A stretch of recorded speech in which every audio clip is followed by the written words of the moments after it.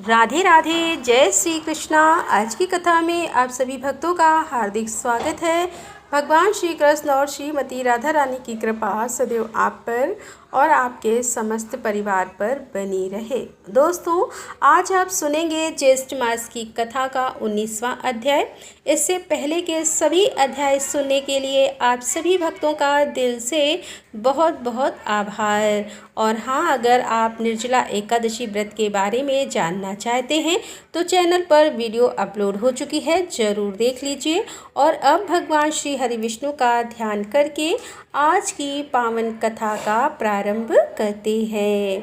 श्री यमुना जी के तट पर जहाँ कोकिला एवं तथा कीड़ा सुख विचरते हैं, गुंजा पुंज से बिलस देव पुष्प अर्थात पारिजात आदि के कुंज में संग सदृश सुंदर ग्रीवा से सुशोभित तथा एक दूसरे के गले में बाँह डालकर चलने वाले प्रिया प्रीतम श्री राधा कृष्ण मेरे लिए मंगलमय हो।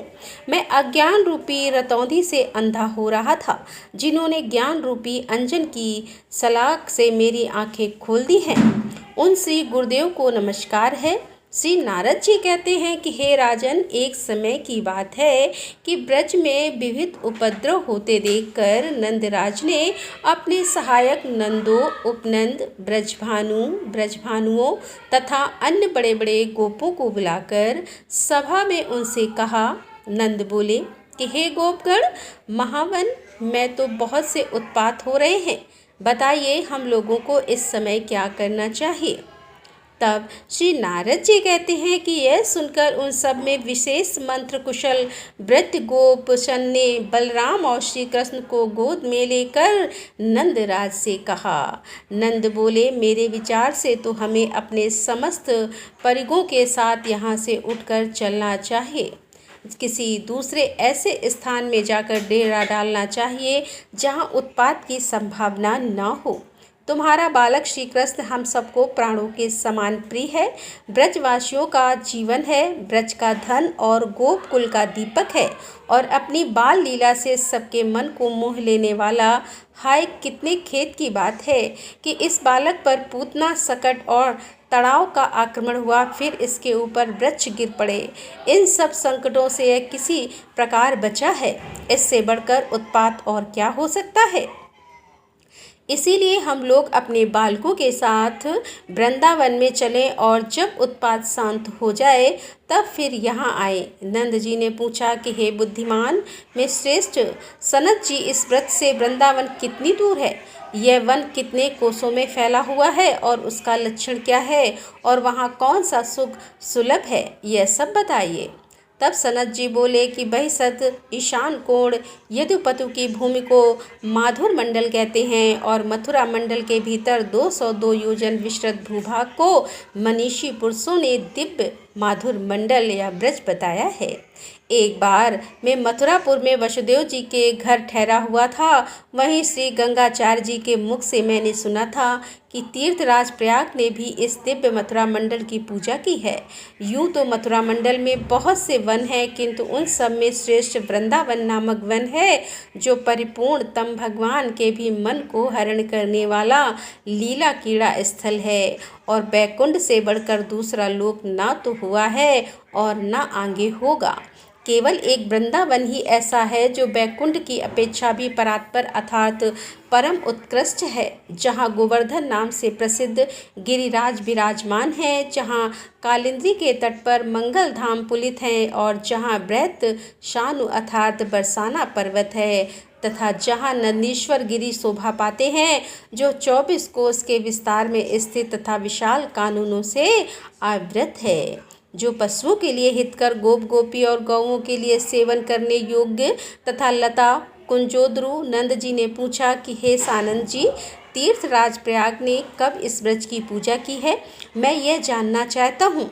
इसे सुनने के लिए मेरे मन में बड़ा कौतूहल है, बड़ी उत्कंठा भी है। तब सनत जी बोले कि हे नंदराज, पूर्व काल में नैमितिक प्रलय के अवसर पर एक महान दैत्य प्रकट हुआ था, जो शंखासुर नाम से प्रसिद्ध था। वह वेदद्रोही दैत्य राजा समस्त देवताओं को जीतकर ब्रह्मलोक में गया और वहाँ सोते हुए ब्रह्मा जी के पास से वेदों की पोथी चुराकर समुद्र में जा घुसा। अब वेदों के जाते ही देवताओं का सारा बल चला गया। तब पूर्ण भगवान यज्ञेश श्री हरि ने मत्स्य रूप धारण करके नैमित्तिक प्रलय के सागर में उस शंखासुर के साथ युद्ध किया। महाबली दैत्य शंख ने हरि के ऊपर शूल चलाया, किंतु साक्षात श्री हरि ने अपने चक्र से उस शूल के सैकड़ों टुकड़े कर दिए। तब शंख ने अपने सिर से भगवान विष्णु के वक्ष स्थल में प्रहार किया, किंतु उसके प्रहार से परात्पर श्रीहरि विचलित नहीं हुए। उस समय मत्स्य रूपधारी श्रीहरि ने हाथ में गदा लेकर महाबली शंख रूपधारी उस दैत्य की पीठ पर आघात किया। गदा के प्रहार से वह इतना पीड़ित हुआ कि उसका चित्त कुछ व्याकुल हो गया, किंतु पुनः उठकर उसने सर्वेश्वर श्रीहरि को मुक्के से मारा। तब साक्षात कमल नयन भगवान विष्णु ने कुपित होकर अपने चक्र से उसके सुदृढ़ मस्तक को सिंह सहित काट डाला। हे ब्रजेश्वर, इस प्रकार शंख को जीतकर देवताओं के साथ सर्वव्यापी श्रीहरि ने प्रयाग में आकर विचारों वेद ब्रह्मा जी को दे दिए। फिर संपूर्ण देवताओं के साथ उन्होंने विधिवत यज्ञ का अनुष्ठान किया और प्रयाग तीर्थ के अधिष्ठाता देवता को बुलाकर उसे तीर्थ राजपथ पर अभिषेचित कर दिया। फिर साक्षात अक्षय वट को तीर्थराज के लिए लीला छत्र सा बना दिया। मुनि कन्या गंगा तथा शूर सुता यमुना अपनी तरंग रूपी चामर से उनकी सेवा करने लगी।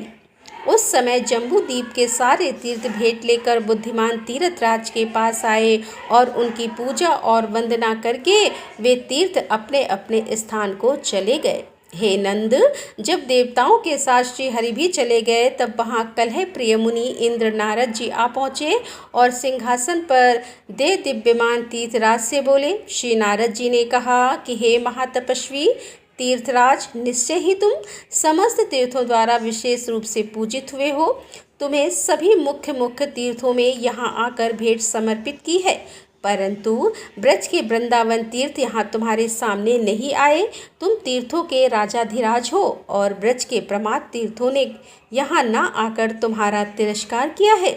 सनत जी कहते हैं कि यूँ कहकर साक्षात देव ऋषि शिरोमणि नारद जी वहाँ से चले गए। तब तीर्थराज के मन में बड़ा क्रोध हुआ और वे उसी क्षण श्रीहरि के लोक में गए।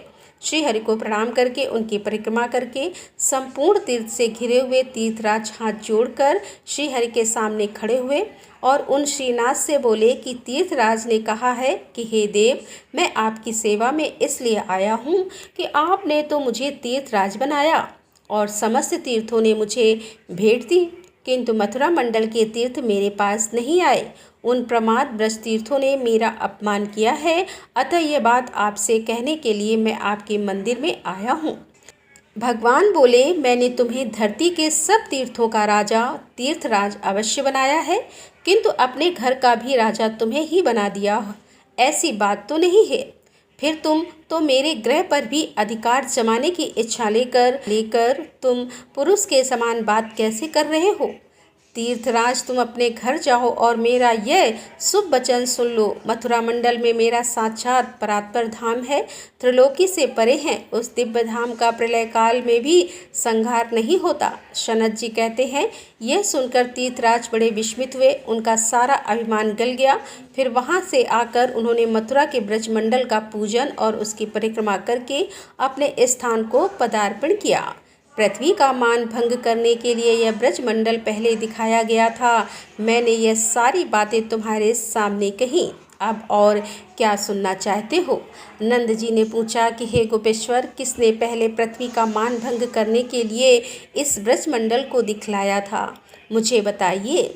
तब सनत जी ने कहा, किसी 12 कल्प में पहले श्रीहरि ने वराह रूप धारण करके अपनी दाढ़ पर उठाकर रसातल से पृथ्वी का उद्धार किया था। उस समय उन प्रभु की बड़ी शोभा हुई थी। जल में जाते हुए उन 12 रूपीधारी भगवान रमानाथ जनार्दन से उनकी दृष्टि से अग्रभाग पर शोभित हुई पृथ्वी बोली। पृथ्वी ने पूछा कि हे प्रभु, सारा विश्व पानी से भरा दिखाई देता है, अतः बताइए कि आप किस स्थल पर मेरी स्थापना करेंगे?